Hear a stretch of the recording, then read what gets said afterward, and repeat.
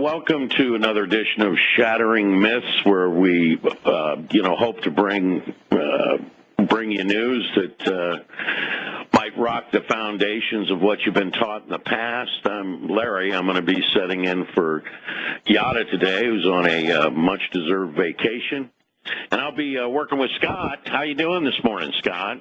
I'm doing good. How are you? Well, I'm doing pretty good. I'm just, kind of boggled. My mind's boggled over here. I was reading out of the Canada Free Press about the graceless princess, which is Michelle Obama.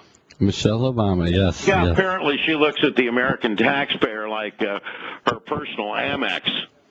And she's really part of the entitlement group. And I find it interesting that, at the G8 conference, the bankers, they've gotten together and they've decided that they'd turn their attention away from the Syrian rebels that they'll be arming and have armed, and now they're telling us they're about to arm.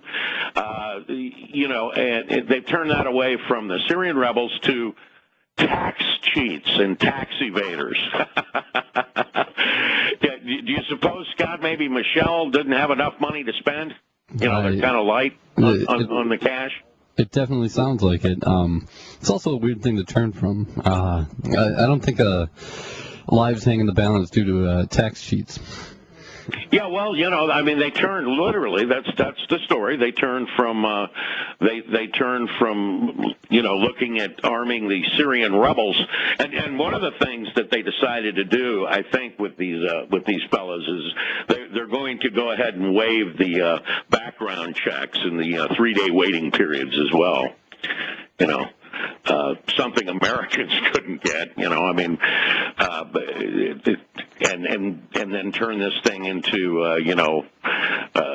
the wringing of hands that somebody might be cheating them out of tax dollars. And, with tens of millions of Americans either underemployed or out of work, and many fighting to save their homes and hoping for some kind of a retirement that's really never going to come, you'd think that the First Lady might be a little more circumspect when she's traveling at the taxpayer's expense. She apparently went to Dublin and set herself up in the Princess Grace Suite, which is $3,300 a night.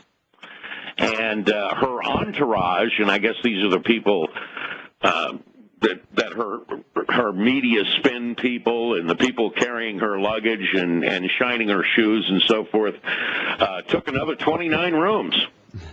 Well, that's nice. $3,300 a night, huh? Yeah. She's in the Princess Grace Suite. And the nicest house I've ever stayed in. That's 2 months' rent right there. So that's how I look at that.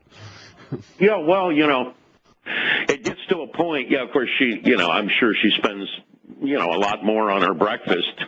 This is just the room cost. But,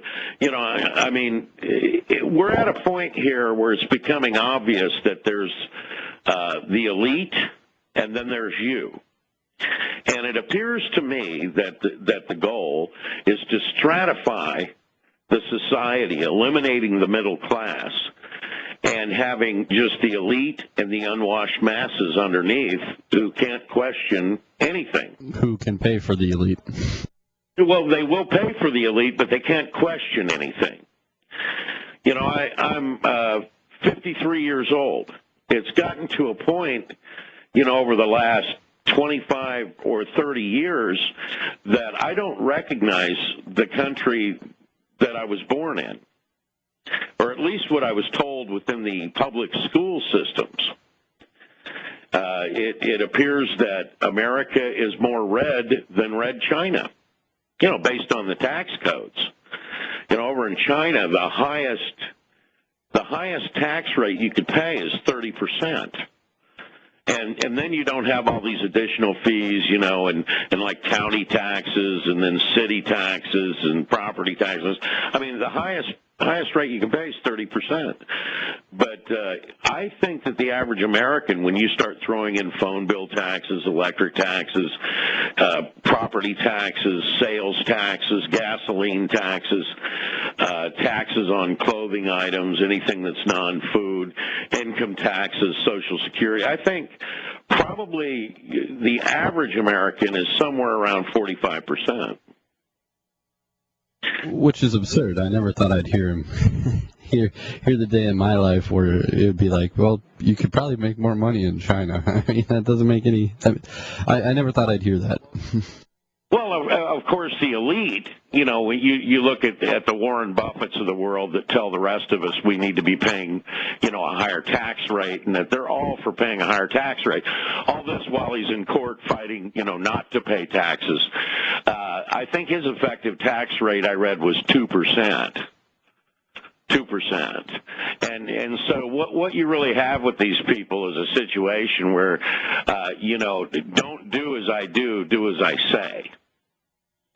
And, it's becoming, somewhat laughable that a first lady, in order to speak to maybe upwards of 1,000 kids, and watch a river dance, has to bring a 30-room entourage and stay at the most posh hotel in Dublin.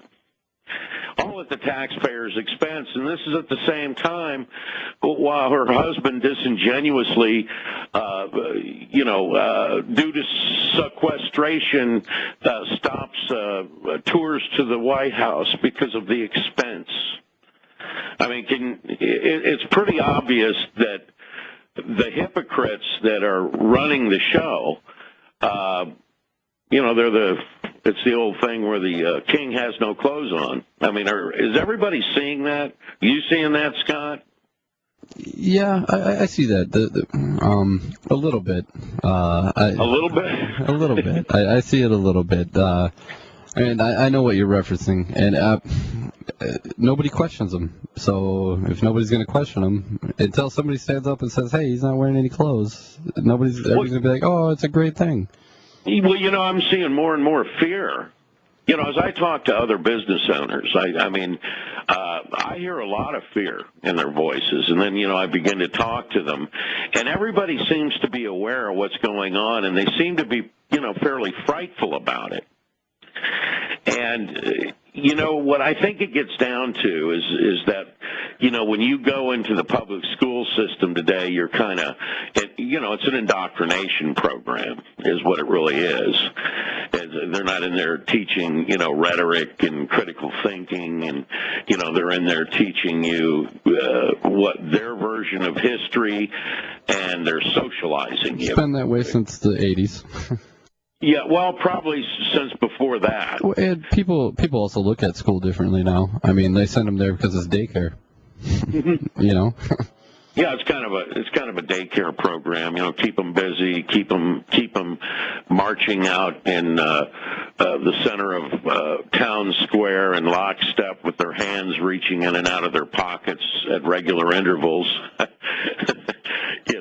Voting to tax themselves because we need more education. And I think if I hear one more politician or political actor come on with the line, "We don't spend enough money for education and we need more education," I think I'll just throw up.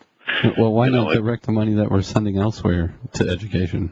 If that's why not stop funding education to the degree that we fund it?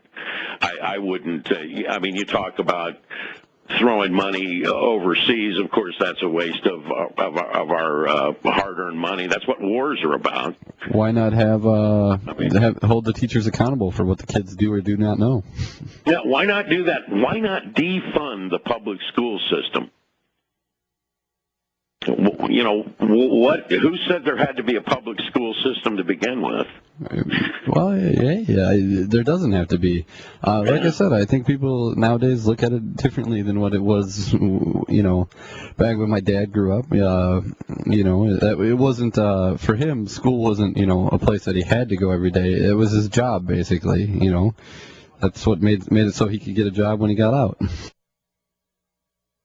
Yeah, well, that may be. Yeah, they've certainly, stacked the deck in their favor. But, back to, this fear that I hear in people's voices, I don't think that even as little as 20 years ago, people were aware, nearly as aware of what the powers that be are doing to them and how little they listen to them. Everything's lip service when it comes down to the people, in Babylon. They stand up, they do a little magic show, and then they tell you how much they want to take care of you, basically. That's what I'm seeing. And, of course, it's all just lip service, and people now are beginning to understand. We were taught in this public school system that there was a system of checks and balances. But it's beginning to look more and more like there are no checks and balances, and that's kind of a scary thought because when you get down to that, you have a dictator. It's just a circle of friendliness. There's no checks and balances. They're not trying to keep each other in check. They're all so fearful of what the other one can do that they just go along with everything. So. It's pretty sickening because there is supposed to be checks and balances, and the checks and balances where I make sure I know exactly what you two are doing and why you two are doing it. So, yeah, but yet, yesterday you were going over the whole PRISM operation, and if you look up main core, and you can see it right on Wikipedia, main core. You'll find that the government has been listening to us for years and years and years. It's not just, this new program they're doing, because as of 2007, they had a list of 8 million Americans. And this is according, to the writing in there. 8 million Americans that were to be sent to re-education camps in the event of martial law. Yeah, I'm looking at it right now. It says here, Main Core is the code name of a database maintained since the 1980s by the federal government of the United States. It contains personal and financial data of millions of U.S. citizens believed to be threats to national security. Isn't that wonderful?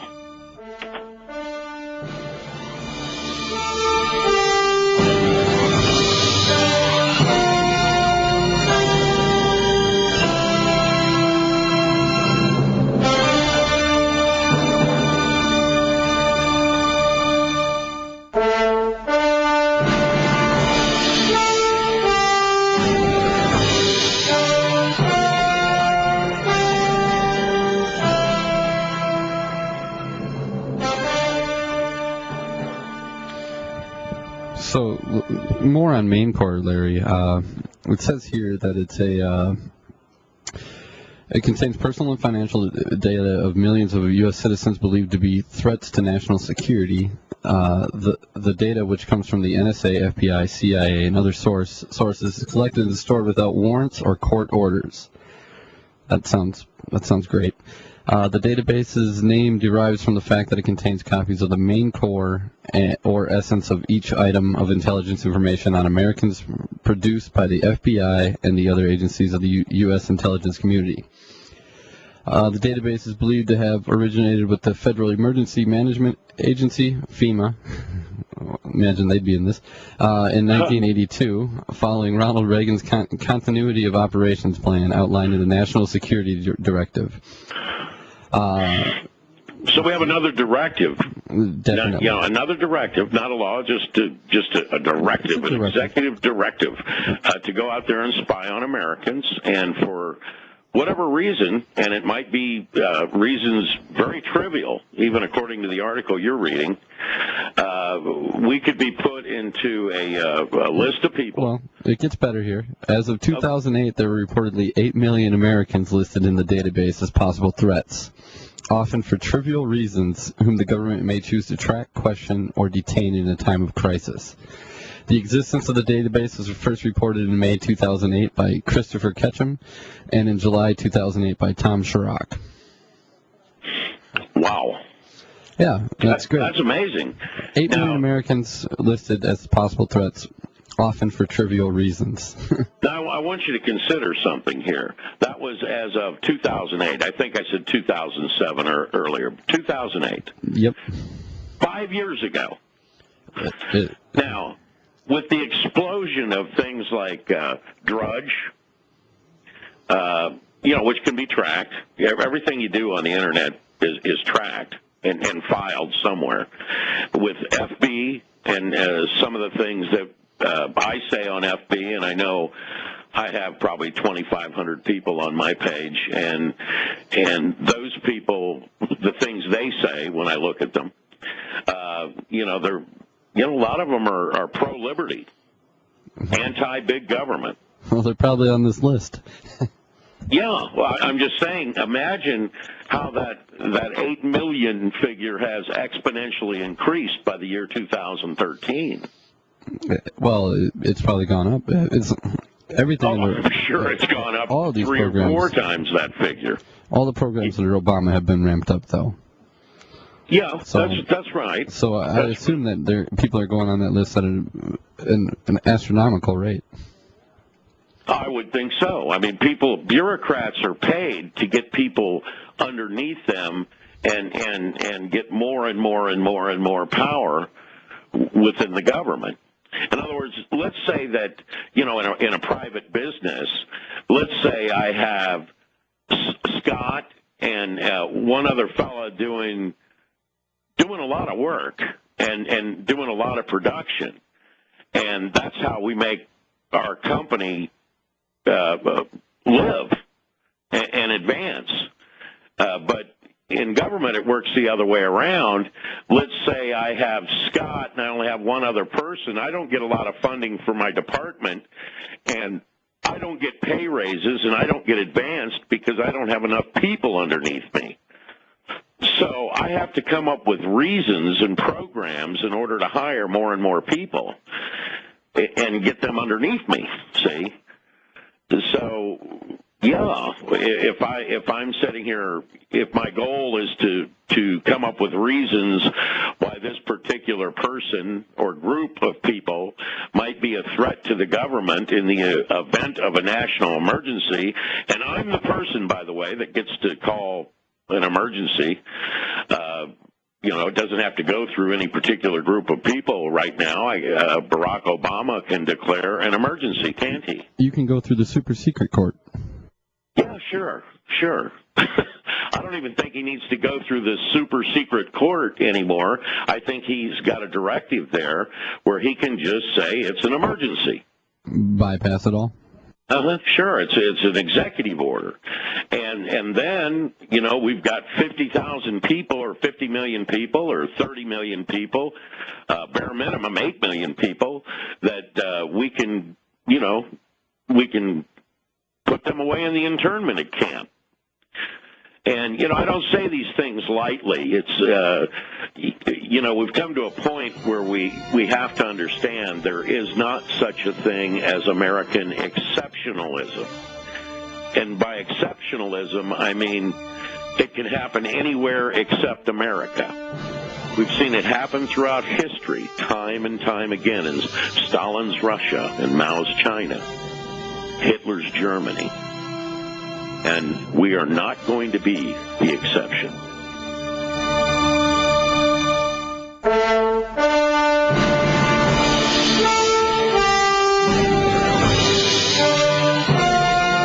Welcome back to Shattering Myths.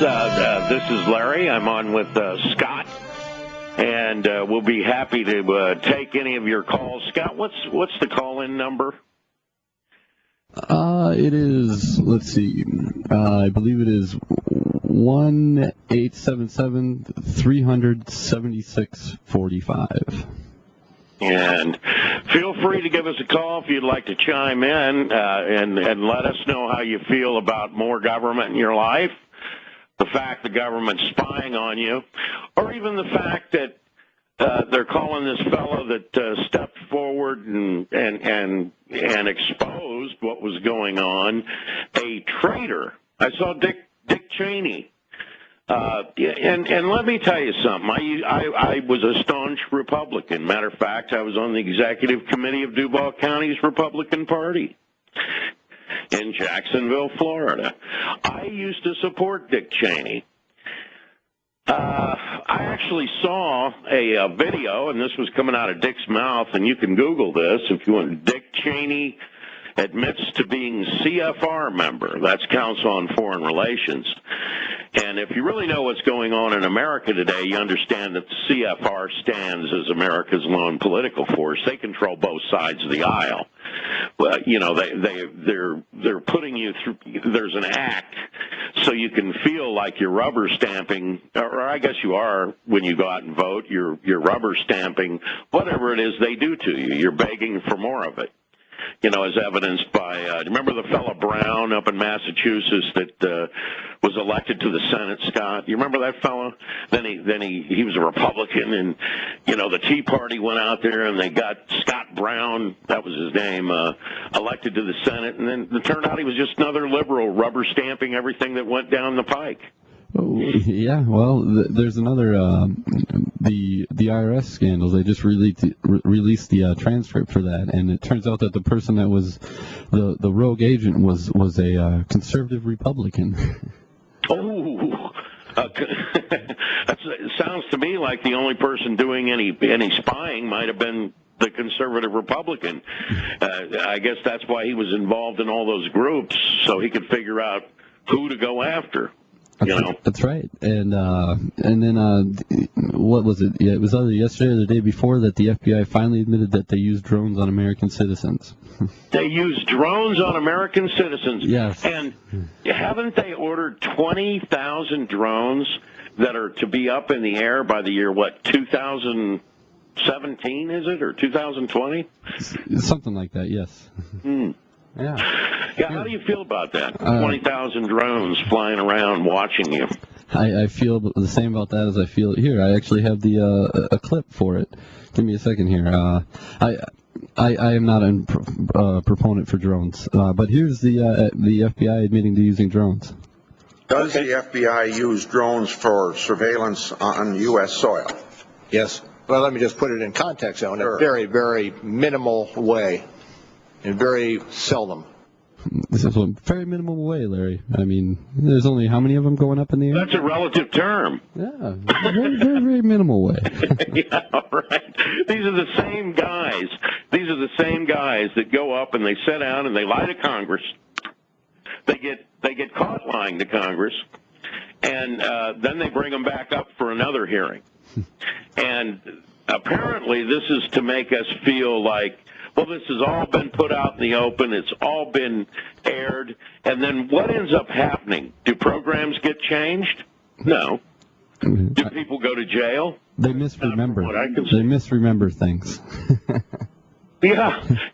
But they had to stand up there and they had to sit down in that chair and put up with like an hour and a half grilling from a panel that's designed to make you feel better, like, okay, this is all out in the open now.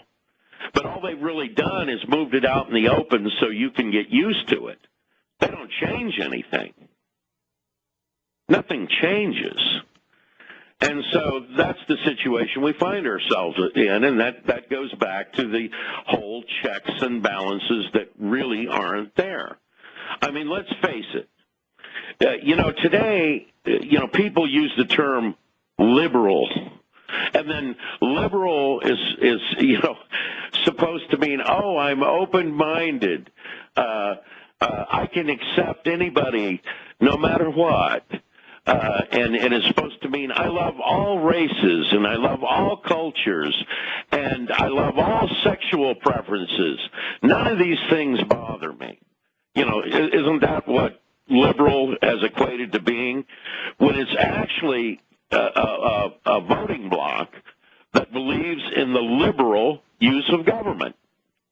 And when you say liberal use of government, you mean more and more government. And that's the problem that we have. Well, both conservatives and liberals now both want more government. And they believe in the liberal use of government, don't they? Well, they definitely do. And they prove that by By the way they vote, the things that they try and make happen, and the things they allow happen. Their actions speak louder than any words they can ever use. Well, I agree. I mean, I agree with that. And I think the more that you consolidate power, and we find this all throughout history, the more you have a consolidation of power, the more that power is abused. Isn't that true? Oh yeah. I mean, always, and that's why it's horrible that the checks and balances have gone away, because now you're making whoever president to be czar of the United States. Yeah, and we have a lot of czars too under this guy.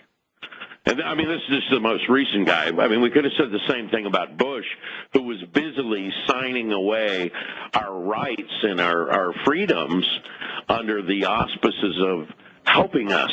And Obama was going to stop all that. Safe. He didn't think that was right, and he was going to stop those programs. Well, I've come to find out with Barack Hussein Obama that you can listen to what he says, and you can expect the exact opposite.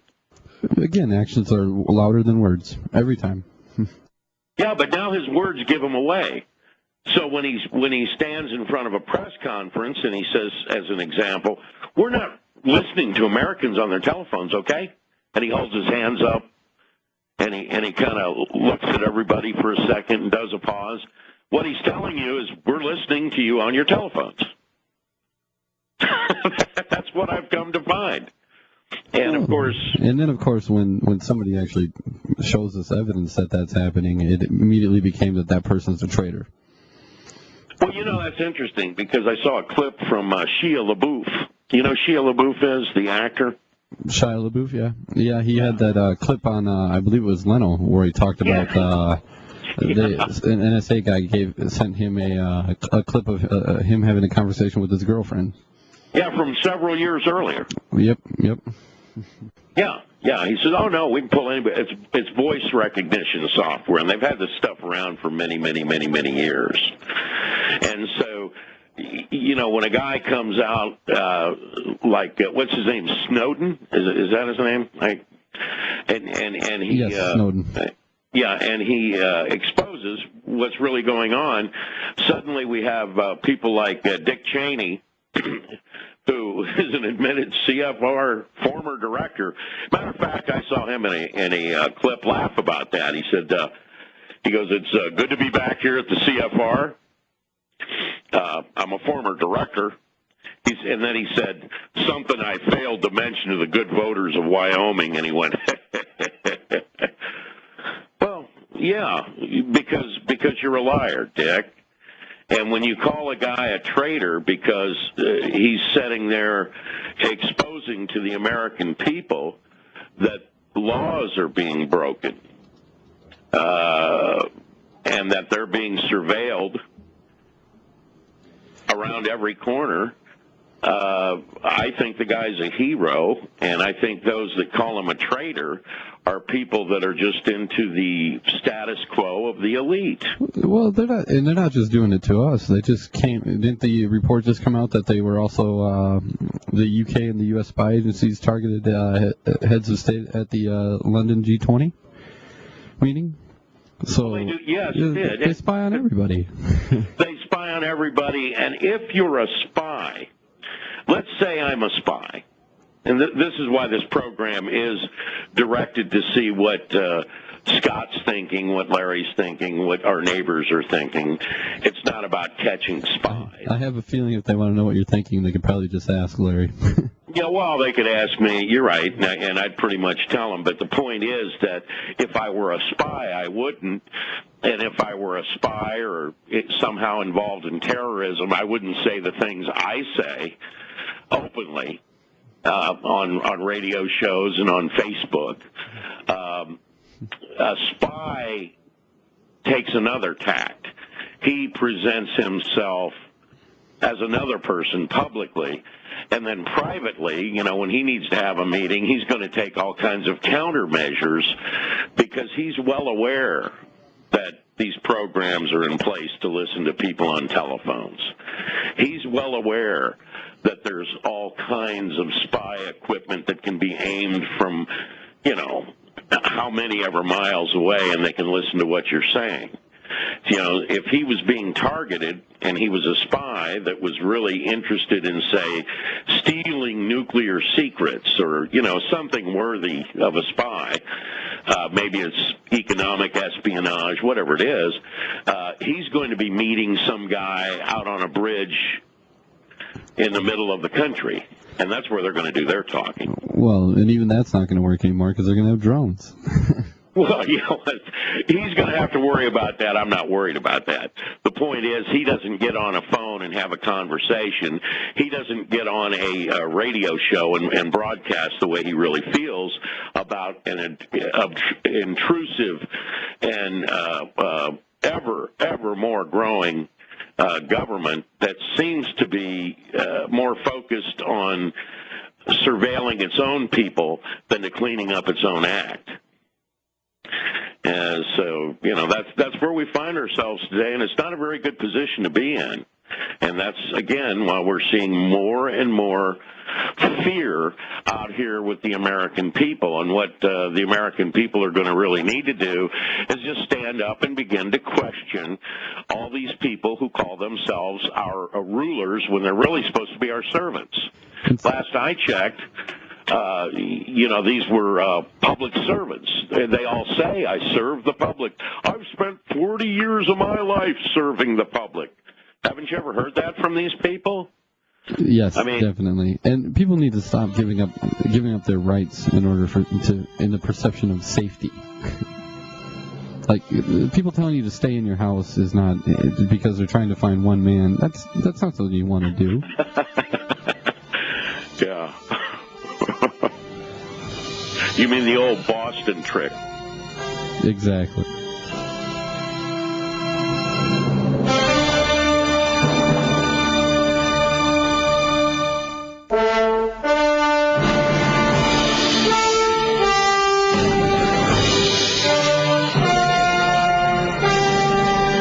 Welcome back to Shattering Myths. I understand we have Glenn on the line.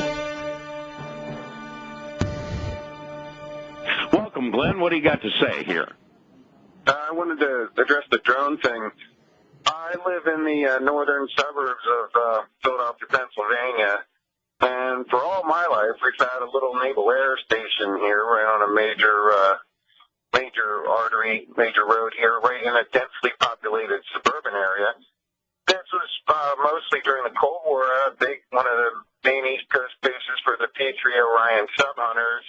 Had lots of those in and out all the time, lots of C-130s. And, you know, this been for a few years now. It's been mostly closed down. I think they maintain some sort of, you know, they maintain the grounds and have some sort of skeleton presence of some couple little units, weekend warriors. And the status of this thing's been kicked around a local government and everything like that. And they were going to make a civilian airport of it. But to make a long story short, I just read a story in the little local paper that it's going to be reopened in October, supposedly as a drone control base, you know, where the guys sit and play the video games and fly these things. Well, you know, they're going to need such things if they've got 20,000 of them. I mean, that's enough to... No, you're not hearing me. I said not a drone deployment. No. A drone control base. They're telling us it's only going to be where the guys sit and play the video games. Okay? let me finish. Let me make the point here. That just so now, if they just wanted to control them, they could do that from pretty much anywhere, you know, because this is all satellite stuff. However, just coincidentally, they happen to pick a facility that just happens to have a runway that can accommodate anything right up to C-5s and B-52s. But the other shoe drops. So they're feeding us this thing that it's just going to be for controlling them. Well, if you think, I believe that for 1 minute, and they didn't pick something with, you know, right on the East Coast that, you know, in a densely, you know, in the suburbs of a big city that happens to have a huge runway on it, I'm not that stupid. You know what I mean? Well, you know, I hear you. I mean, it's obvious to me what's going on there. And, again, you know, they're going to need places like that with runways if they're going to have, 20,000 drones. I mean, even, obviously there are some states that are densely populated, others that are sparsely populated. But if you take 50 states and you divided it equally, which isn't going to exactly happen, but you're talking about 400 drones per state. Yeah, these are low and slow loitering things, and I don't know if they can air refuel or not. But I mean, in other words, they're selling us the idea that there are not going to be any drones stationed there. That this is just going to be a control facility. And they're like, I'm not believing that for 1 second. They come up out, And you know what, Glenn? Whether they were there or not, and obviously if they have a runway, they got to have a little place to land their drone. I'm assuming it doesn't take much of a place to land a drone. No. Either way, they're indoctrinating people. They're telling people right now, we are going to have drones watching you. I mean, it doesn't matter to you whether they land there or whether they land somewhere else. Again, I mean, how many counties does your state have? Maybe 30, 40? Oh, I don't know. And you're going to have 400 drones per state? I mean, you could have, in each county, you could have 100, you could have 20 drones flying around. Well, right? Yeah, but I'm looking at it more in terms of population density on the East Coast. We're right smack in the middle of the Boswash. They can be to New York, and, the thing can be up, to New York in 20 minutes. As the crow flies, you can be down to D.C. in about an hour probably or something, Well, yeah, and of course, the more densely populated the area, the more drones, right? I mean, yeah, you would think, yeah. I mean, sir, if they want to go out and surveil, farms and ranches, they can just head west, due west, and I'm sure they have multiple duties. I've heard of them checking out farms and ranches and auditing, cattle and stuff like that, and looking at crops and things like that, Yeah, it's getting very bizarre, isn't it? Well, yeah, it's just, I'm just wondering if there are going to be people, if these things are going to be swooping down and popping, air-to-surface missiles down on dissidents on the roads at night, I don't know what they'll do with it. They can do anything with them they want. But, I mean, if you've got 40 or 50 drones flying in your county, they can pretty much surveil and watch everything 24/7, can't they? Yeah, they're doing a lot with satellites already. But I hear the music. Take care, guys. Yeah, thank you, Glenn. Appreciate the call. And we'll be back after the top of the hour break. This is Larry and Scott at Shattering Myths.